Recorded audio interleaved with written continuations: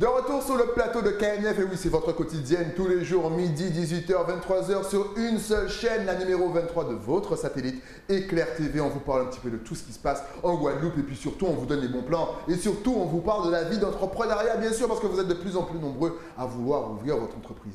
Est-ce que c'est facile? Est-ce que souvent, vos collègues vous mettent des bâtons dans les roues? Pour répondre à tout ça, je reçois un jeune entrepreneur. Il est avec moi sur le plateau. J'ai l'honneur de recevoir Glenn Bramble.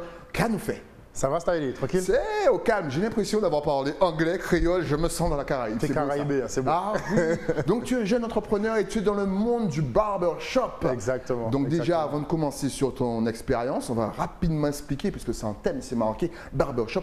Qu'est-ce que le barbershop pour celles et ceux qui ne connaissent pas? Alors le barbershop, pour traduire rapidement, hein, c'est vraiment un ensemble de choses, dans le sens où pour moi c'est un univers où l'homme en général prend soin de lui. À l'image du salon d'esthétique pour la femme, le barbershop c'est ça pour l'homme. C'est pas juste la coiffure, c'est un ensemble de soins, etc. On peut se faire pouponner, voilà. Mais on a l'impression justement que l'homme prend de plus en plus soin de lui. Avant, on avait l'impression qu'on pouvait aller se raser avec n'importe quoi, se laver avec du savon, même le visage. Maintenant, il y a un petit peu tout. Qu'est-ce qui explique ce changement au niveau masculin? Moi, je dirais principalement que c'est le côté positif des réseaux sociaux. On a beau décrier parfois les aspects négatifs, etc. Bon, qu'on connaît, on ne va pas les citer. Bien sûr. Mais c'est vrai que les réseaux sociaux apportent une forme d'ouverture d'esprit qui permettent à certains d'upgrade, de faire un glow-up, tu vois. Donc, c'est tant mieux pour ceux qui sont dans la profession de l'esthétique comme nous. Ouais. Et ça permet aussi de voir que l'homme a le droit de prendre soin de lui aussi. Et puis surtout, il est moins jugé, parce qu'avant, lorsque tu prenais trop soin de toi, on te disait « hop, hop, hop ouais, tendancieux. Ouais. C'est tendancieux. Alors que là, maintenant, si tu ne prends pas soin de toi, c'est « oh, hop, hop, tu te laisses aller ». Ouais, exactement. C'est genre limite l'excuse en mode t'es sorti sans tes contours. On la connaît tous sur les réseaux en mode ouais, faut pas faire ça, nanani. Donc c'est aujourd'hui limite tout ce qui tourne autour de l'univers du barbershop, c'est devenu presque un phénomène de mode, un peu comme les influenceurs ou etc. Exact. On en voit beaucoup. Moi, je regarde sur les réseaux parfois. Je me dis, mais wesh, il y a tellement de vannes, tellement de vidéos sur les barbeurs, c'est fou ça. Ouais, ça a abusé quand même. Ça arrivait d'un seul coup. Exactement. On n'a pas compris, on regardait Friday tranquillement. On fait Barbershop, le film que tout le monde connaît. Et puis on regardait ça tranquillement et d'un seul coup ça a apparu. Ça a fait un boom. Mais toi, qu'est-ce qui t'a plu dans ce domaine justement du soin de l'esthétique au niveau capillaire et même au niveau de la barbe? On en parlera tout à l'heure. Wow, mon histoire elle est longue, on va faire court quand même. C'est ton émission, on a le temps, on est tranquille, il soit habitué. Mon histoire elle est spéciale dans le sens où dès le plus jeune âge, je dirais le collège, j'avais tendance à aller au coiffeur une fois par semaine. Ok. Je me disais, bon, c'est l'âge où l'adolescence, tu commences à prendre conscience que tu es un garçon, exactement, il faut plaire aux filles, etc. Donc du coup, tu te dis, bon, tu essaies de mettre toutes les chances de ton côté, les contours, à la rigueur, la coupe, machin, tu vois. Bon, au bout d'un moment, ça commence à peser dans le portefeuille de maman et papa. Parce que toutes les semaines, petit garçon. Surtout que ça coûtait un petit peu, voilà, il faut avoir un bon pote, puis histoire qu'il te fasse un prix, mais c'est vrai que les salons, ça allait. Donc du coup, l'anecdote toute bête que je raconte, c'est qu'en fait, en vrai, un jour, je me suis rendu compte que j'avais plus les thunes et maman ne voulait pas me dépanner. Les gars, je ne vais pas vous mentir. Bon, je dis encore merci à maman grâce à ça, puisque ça m'a forgé. Exact. J'ai fait le tour de la maison, j'ai cherché de la monnaie pour pouvoir faire 10 balles.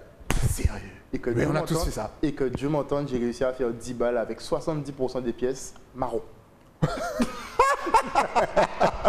Et on rigole parce qu'on a tous fait ça au moins une fois. Alors on rassemble 1, 2, 1 euro. Ouais. Alors j'ai réussi, j'ai pris mon petit vélo, machin, j'ai été au PMU pour changer les 10 balles en un billet. Parce que frère, se pointer au coiffeur et payer ta coupe avec. Oui, ça le fait pas trop. C'est là, tout le salon te regarde. Folie. Il y avait des phénomènes dans le salon qui restaient là en permanence. Et l'affiche totale. Et on te chante pendant au moins un an. Oh, la folie. Pièce marron. Non, c'est bon. Non, c'est pièce marron. Mais t'imagines le délire. Donc du coup, j'ai changé. Tac. J'ai mon petit billet de 10. Tac. J'ai fait ma coupe. Et depuis ce jour-là, je me suis dit, mais purée, il y a quelque chose à faire en vrai. Et là, j'ai commencé, j'ai ma daronne qui me faisait des coupes des fois, machin. Bon, merci pour les coupes géniales. Hein. Coupe au bol. Hein. Et c'est comme ça qu'elle m'a fait prendre conscience. J'ai commencé à me couper les cheveux, puis celui de mon frère, puis celui de mon père. C'était pas génial au début, je vais pas vous mentir.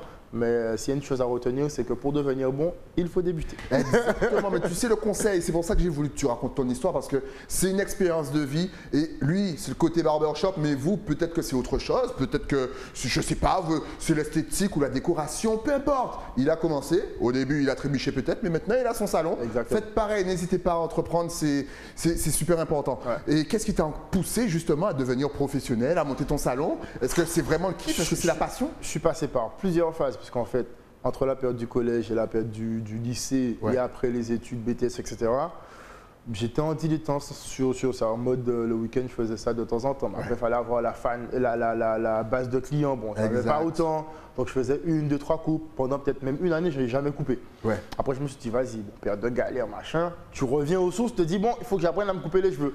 Et là je commence à faire sur moi, machin, nanani, nanana. Après je trouve un nouveau boulot, je travaille, machin, et je me dis mais ça peut mettre du beurre dans mes épinards en fait. Exactement. En vrai. Je commence à faire à domicile pour certaines personnes. Et après, par rapport à mon ancien job, où je travaillais en matinée ou des fois en soirée, je terminais genre à 21h, 22h. Je commençais à aller couper les cheveux des gens chez eux, à domicile, le soir. Et là m'est venu le surnom de Barber Night. Excellent. C'est mieux que pièce marron. Barber Night, pourquoi pas? Je commençais à faire du t-shirt, marketing, machin, nanani.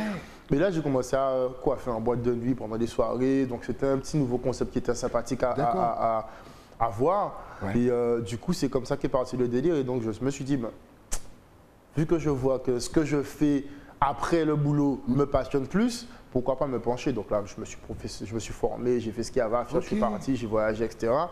Et en un an environ, j'ai commencé à faire des trucs devant chez moi, c'est-à-dire le soir, 18h minuit, je reçois du monde, tac tac, machin, ils viennent, nanani, et ils ont kiffé. Je me suis dit, mais si les gens arrivent à venir dans mon trou perdu, dans ma cambrousse pour couper leurs cheveux et avoir les petits soins que j'apporte en plus, c'est qu'il y a un truc, il faut sentir le truc quand même. Et je me suis dit, un truc que je répète souvent, la nature elle a horreur du vide. Exact. Si tu le fais pas, frérot, sache que quelqu'un d'autre le fera parce que ce sera inspiré de toi, il ne faudra pas lui en vouloir. Exact. Donc du coup, ça a mijoté dans ma tête et tout, cogité.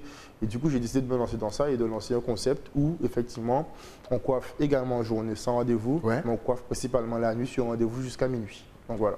C'est fou. Et tu commences à quelle heure quand tu dis la nuit? Pour toi, la nuit, elle commence quand? 18h. Oui, effectivement, parce que maintenant, à 17h45, il fait nuit. Ouais. Ok, 18h. Jusqu'à quelle heure tu vas jusqu'à quelle heure? Jusqu'à minuit sur rendez-vous. C'est-à-dire que j'essaie d'inverser. C'est-à-dire que le concept même veut qu'on travaille pour ceux qui travaillent. C'est-à-dire merci. Tu peux pas être, pour moi, entrepreneur et vouloir avoir des horaires de fonctionnaire. Je ne peux pas faire du 8-17, c'est pas possible. Et il y a des gens qui sont au boulot. Qui vivent. Et notamment mes clients. Exactement. Donc ils sont libres forcément vers les 17h, 18h. Voilà. Donc il nous faut des choses ouvertes à 17h. Voilà. Donc, merci à toi. Vous voyez ça? Voilà. Hop là, un petit peu de réflexion et puis ça fonctionne tout seul. Donc c'est le truc tout couillant, comme je te le redis encore une fois. C'est genre, à quel moment ils sont disponibles pour venir dépenser leurs sous? Quand ils sont finis de travailler. C'est tout couillon. C'est logique. En plus, je suppose que tu es bien placé. Tu es vers où? Je suis aux Abîmes à Petit Pérou. Voilà, rentrant de chez soi et tout. Que demande le peuple? Il y a aussi cette présentation, c'est-à-dire qu'avant, un salon de coiffure était tout simple. Tu venais, il n'y avait pas de choses en plus. Là, on voit que c'est en mode 2.0. Il y a par exemple des écrans pour regarder des petits clips, il y a des collations, il y a de quoi se ravitailler, il y a de la musique. En fait, l'ambiance a changé. Est-ce que tu penses que pour réussir quand même, il faut un cadre en mode, pas futuriste, mais voilà? Il faut, pour moi, alors c'est pour ça qu'on appelle le concept qui a été mis en place, The Experience. C'est-à-dire qu'on ne vend pas juste une prestation de coiffure ou genre un gommage, etc.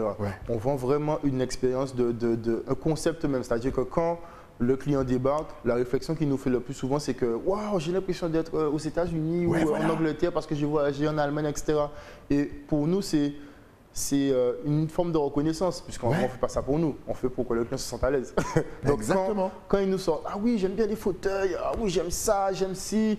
Nous, on se dit, ah ouais, top, on a réussi. On a réussi. Et même au niveau de la communication, tu disais tout à l'heure que tu n'avais pas encore le salon, mais tu vois, lorsqu'on t'a appelé Barber Night, tu as plongé sur l'idée, t-shirt tout de suite. En fait, est-ce que tu, comme conseil, justement, tu peux donner aux jeunes, c'est de justement, dès que vous avez une idée, comme tu l'as dit tout à l'heure, plongez dessus, mais il faut que ça soit concret. T-shirt, on te voit avec. Ah ouais, bien sûr, il faut brander le truc, il faut faire du market. C'est-à-dire qu'en vrai, ce qui importe dans l'histoire de ton truc, en fait, dans l'histoire de ton projet, c'est le storytelling avant tout. Pour moi, c'est ma conception de la chose, je ne dis pas que c'est universel. C'est-à-dire qu'en vrai, il faut pouvoir vendre ton produit avec l'histoire que tu as autour de cela. Donc, en vrai, si tu racontes à la personne, comme je te raconte aujourd'hui, oui, j'ai fait ci, j'ai fait ça, ça intéresse la personne d'autant plus à te dire, mais j'ai bien envie de fonctionner avec un tel parce que t'as vu, il a fait ça pour arriver là. Donc, ça sort du côté un peu basique en mode, oui, machin, j'ai fait ça, après je suis arrivé là. Non. T'as une espèce de trame bizarre où tu vois, il y a eu des hauts, des bas, des trucs alambiqués. Et dans un sens, si tu es un entrepreneur, si tu veux faire quelque chose, tu te dis, mais purée, il a fait ça alors qu'il partait de là, mais je peux faire ça aussi en fait. En tout cas, tu as parlé d'une chose qui m'a beaucoup plu. Oui, parce que tu ne fais pas que couper les cheveux, que tailler la barbe, parce que certains peuvent dire, mais attends, c'est quoi faible. Non, tu as parlé de soins au niveau du visage et surtout, apparemment, tu fais même du massage capillaire. Et, les amis, ça c'est un truc que j'adore.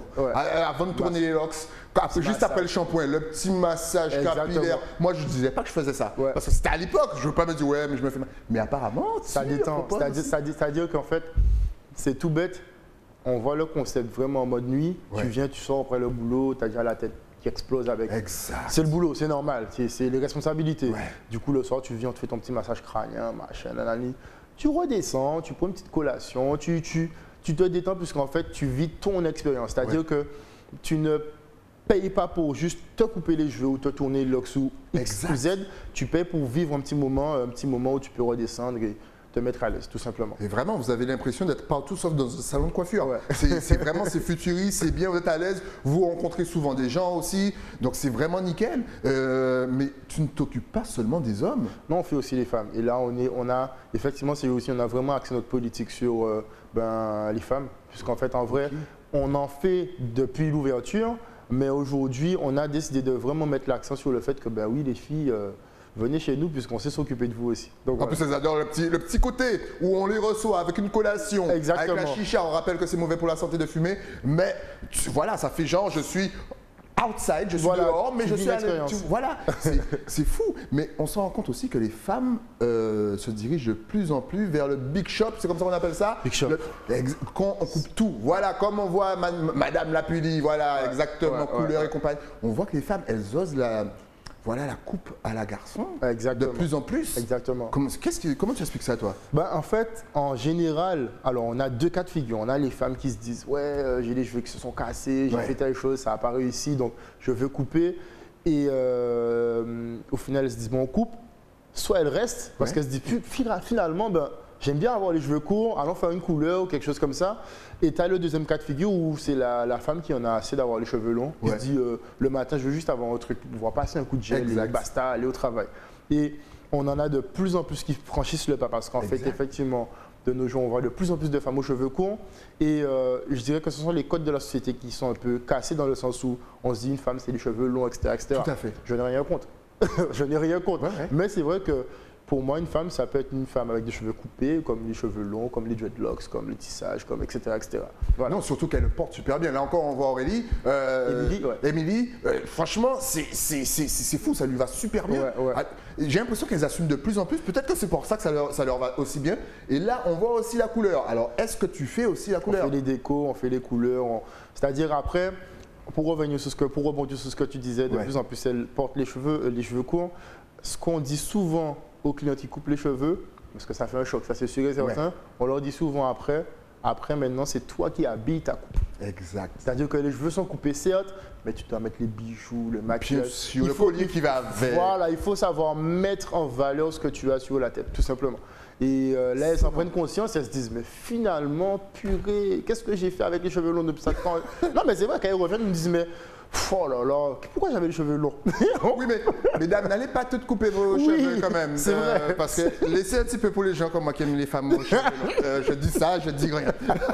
Mais tu fais aussi donc les dessins, j'ai l'impression que ça revient de plus en plus. Alors les dessins, surtout qu'on faisait dans nos têtes, dans les années 90. Donc on avait Light Up, à la Will Smith, vous connaissez déjà, avec les petits dessins, souvent c'était des marques même voilà, pour ne pas faire de pub. Mais on a l'impression que ça revient. En vrai, ce qui se passe, c'est que comme le phénomène du barbering, il est de plus en plus poignant actuellement, on a envie en tant que client, je pense, de montrer qu'on est passé par là, de montrer que mon barbeur il fait ça ou je peux avoir ce genre de tête aujourd'hui, demain je peux changer. C'est-à-dire on a envie d'avoir le meilleur service Et c'est peut-être une forme aussi, je pense, hein, Ok. c'est peut-être une forme aussi pour le client de montrer que, mais regarde mon coiffeur, il m'a fait ça. Exact. C'est mignon, je veux un date, m'a coupé les fraîches. Mais Voilà. tu t'entraînes, c'est-à-dire que tous les jours tu t'entraînes sur un nouveau dessin parce que souvent on voit des designs, Ouais, c'est assez, c'est un je trouve que c'est travaillé quand même. C'est de l'art. C'est de l'art. C'est de l'art. Il n'y a pas à dire, c'est de l'art. Et en vrai, c'est pour ça que le métier de la coiffure, du barbering plutôt, c'est quelque chose de particulier. C'est quelque chose où il faut avoir une forme de sensibilité. C'est pas Voilà. tout où tu te dis, ouais, je fais ça. Non, il faut le sentir. Tout ce qui est, c'est les mains en fait. Exact. C'est des sensations tout simplement, envie de te Et dire. on parlait de couleurs tout à l'heure. À une époque, à une époque pas si lointaine, mine de, en Guadeloupe, les femmes qui osaient la couleur n'étaient pas nombreuses. Ouais, c'était Là, stigmatisé vraiment, aussi. c'est arrivé. Ouais. Et en plus, on a l'impression que tout le monde assume, tout le monde aime, personne ne se fout. Voilà, on se moque pas forcément, on chambre pas. On accepte. Ça Non, peut au être contraire. rouge, jaune, violet, bleu. Mais finalement, on se dit, c'est pas si mal. Ouais, j'ai envie de tester finalement. Pourquoi cette acceptation? Est-ce que c'est parce que finalement on a l'accès, comme tu disais tout à l'heure, grâce aux réseaux sociaux, on voit que ça se développe de plus en plus à l'extérieur? Est-ce que c'est pour ça ou est-ce que simplement le Guadeloupéen, c'est. Voilà. Et Guadanouni feeling? Oui. Comment tu expliques ça, cette arrivée de Je la pense couleur? qu'encore une fois, je remonte dessus, c'est les réseaux sociaux qui nous ont permis Ok. en soi de nous décomplexer Ouais. et de nous de sortir de cette stigmatisation en mode ouais, t'as les cheveux ci, t'as les cheveux ça. Bon, il y en a encore, c'est normal. Ouais. Après, on ne peut pas juger les goûts, les couleurs, hein, pour le coup, ça ne se discute Exactement. pas. Eh, bien joué. Donc, après, c'est vraiment une question de feeling, une question de se sentir bien dans sa peau, tout simplement. Moi, c'est comme ça que je le vois. Excellent. En plus, je crois que ta façon de communiquer, même de prendre tes rendez-vous, est en mode 2.0. Est-ce que tu utilises, je ne sais pas, des applications? Est-ce que tu as une façon de contacter ou même de faire une réservation pour le Alors- client qui change un petit peu des années 90, voire début 2000? Aujourd'hui, c'est un souhait. On a une politique assez, je ne dirais pas ferme, puisqu'on est amené à évoluer avec le temps. Ouais. Aujourd'hui, la politique mise en place, c'est de toujours garder le contact avec le client. C'est-à-dire que bien souvent, on fait face à ce qu'on appelle la dématérialisation, où tout Ouais. est informatisé, où tu vas à la banque, tu dois faire Exact. rentrer tout seul. Et j'estime qu'au niveau local, hein, notre population aime ce petit contact avec son coiffeur. Tu vois, Ouais. c'est pas genre je vais au coiffeur, c'est mon coiffeur. C'est- exact. Ça rentre limite un peu dans le côté intime. Ouais. Donc, du coup, nous, on a privilégié la prise de contact par téléphone où la personne te reçoit au téléphone. Oui, bonjour, comment tu vas, machin. Il y a une espèce de.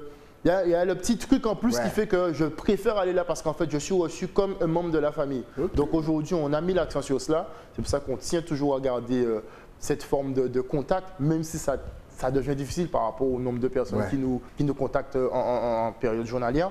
Mais c'est un petit plus. C'est comme ça, au moins, tu prends limite la température directement. Tu sens que tu vas rentrer dans un endroit en mode Ouh, ils sont cool, il fait une petite blague avec moi. Ah ouais, Exact. machin. Il y a de la musique, on C'est est pas bien. Voilà, c'est On n'a pas pas envie de partir. Voilà, c'est pas psychorigide. Et puis, le mode de réservation avec ton acompte, ta place elle est Exact. réservée, machin. Donc, le client se sent dans une forme de confiance, se dit, mais c'est carré quand même. Hein. Ah ouais, je prends mon acompte par million, etc. nanani. Exactement. Et après, finalement, tac, je viens, mon rendez-vous, c'est à l'heure pile poil, il n'y a pas de retard. Tac. Ça aussi, c'est quelque chose de très, très, très, très important. Exact, et il Voilà. est toujours disponible. Juste avant l'interview, il était au téléphone. Oui, alors vous versez votre acompte. Il n'y a pas de souci. Ton rendez-vous est pris. C'est super professionnel. Et est-ce que justement, se faire beau au niveau de la tête, voilà, coiffure et tout propre, ça nous motive en quelque sorte à bien nous habiller par la suite? Parce que, regarde toi, tu es en flic, comme on dit, ton sur ton, du bleu, comme Éclair TV, ça tombe bien, il manque que la touche de jaune, mais sinon c'est parfait. Est-ce que finalement, toi, quand tu coiffes quelqu'un, homme ou femme, peut-être un mois plus tard, tu revois ton client et il y a le design, la façon de s'habiller qui a changé? Déjà, pour commencer, j'ai envie de te dire que la majorité de nos clients, ils sont portés sur le style, la mode. Ouais. Puisqu'effectivement, j'ai oublié de le spécifier, on a une petite partie sneaker shop où on vend aussi des chaussures sur commande, où des fois on a des paires qui arrivent et le client il a un petit coup de cœur, il prend tac tac. Donc en fait, effectivement, quand le client vient, il voit qu'il y a un univers qui est retranscrit, un univers qui n'est pas vieillot, Ouais. vintage, mais quand même qui reste un peu, tu vois, dans l'univers, qui reste dans le temps, tu vois, Ouais. c'est-à-dire on est en mode, aujourd'hui c'est les sneakers, c'est les chemises, etc. Mais tu vois une petite paire de sneakers, tu dis, mais ils s'occupent de nous des pieds à la tête en fait. Ben, c'est ça. Donc en fait, effectivement, nos clients, j'ai même pas à déplorer le fait qu'ils reviennent après ça avec un autre style. Ils sont déjà stylés. Nos clients, ils sont déjà bons. Ok. On est là juste pour les embellir en vrai. Donc, voilà. Oh, et les clients, vous voyez comme ils parlent bien de vous, c'est génial. C'est la réalité en vrai, c'est la réalité. Et c'est pour ça qu'ils kiffent notre service dans le sens où ils se disent qu'ils veulent quelque chose de qualité. Ouais. on vient là. Je prends un exemple tout bête, c'est une parenthèse. Hein. Parfois, on a certains clients qui ne nous connaissent pas, ils se disent, mais pour mon anniversaire, je vais tester ça. Okay. Et au final, ils accrochent et ils restent. Mais c'est le côté psychologique de se dire que pour son anniversaire, je veux aller dans un salon de coiffure différent. Pour moi, aujourd'hui, le fait que ça ait pris cette telle importance, je me dis, mais c'est bizarre quand même. Avant, c'est ton anniversaire, tu vas te couper chez ton barbeur, tu vas te couper les cheveux et voilà, basta. Mais aujourd'hui, tu te dis, mais ouais, je veux un petit truc spécial pour mon anniversaire, être beaucoup plus frais, machin. Pas ton coiffeur, c'est pas de couper les cheveux. Hein. Un truc qui sort de l'ordinaire. Voilà, mais tu veux un truc un peu plus high. Ouais. C'est pour ça qu'on a des fois des femmes qui viennent offrir des trucs à leur mari en mode exact. Vous avez des cartes cadeaux, machin, nanani. Exact. Je veux qu'ils soient, vous fassiez la totale, soins, etc.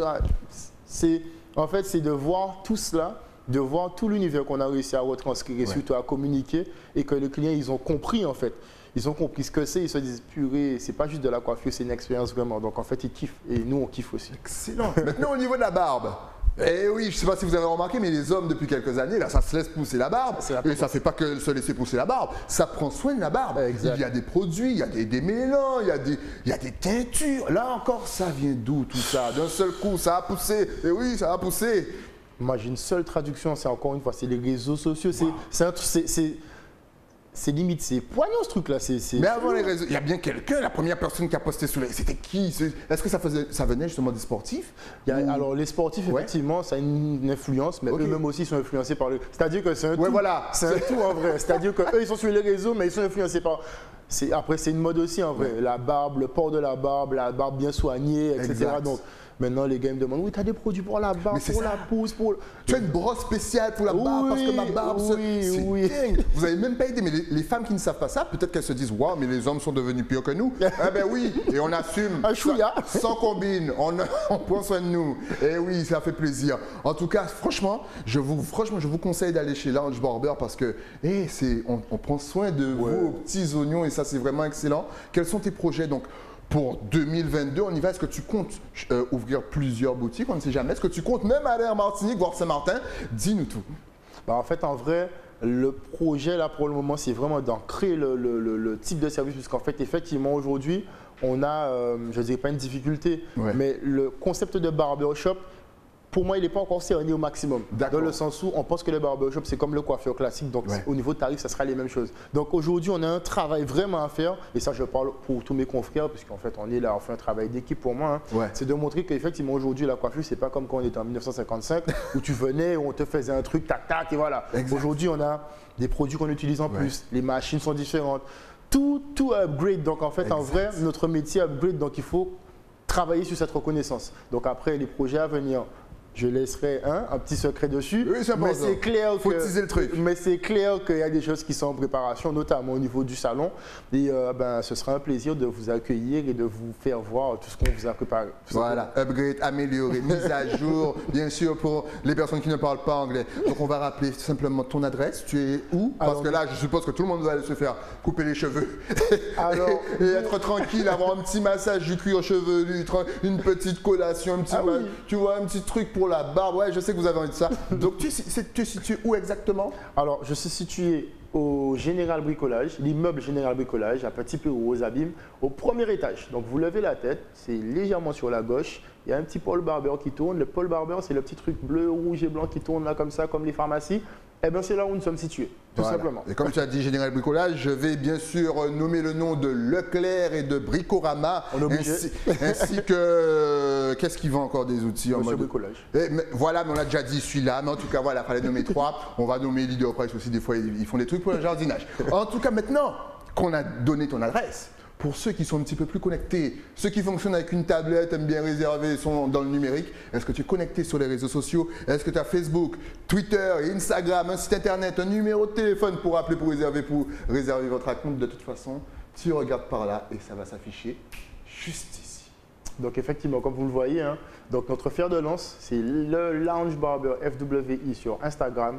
Toujours réactif, vous envoyez un message, même s'il est minuit, le lendemain matin, on vous répond assez rapidement. Ou sinon, il y a le numéro de téléphone 06 90 18 06 49 et Facebook où on publie des choses de temps en temps. Vous pouvez voir ce qu'on fait au quotidien et l'adresse mail si vous voulez avoir un petit contact plus professionnel pour nous proposer ou soumettre des produits que vous voudriez vendre, etc., etc. Voilà.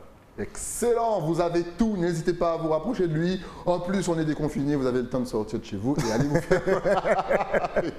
Voilà, c'était juste un tout dernier message à faire passer à toutes celles et ceux qui nous regardent. Guadeloupe, Martinique, Guyane, La Réunion, Saint-Martin, Saint-Barthélemy, bien sûr, Dominique, Haïti, Jamaïque, Barbade. Oui, ça fait beaucoup à dire, mais il faut tous les nommer. Même Saint-Vincent et Grenada. Ta caméra est juste là, vas-y.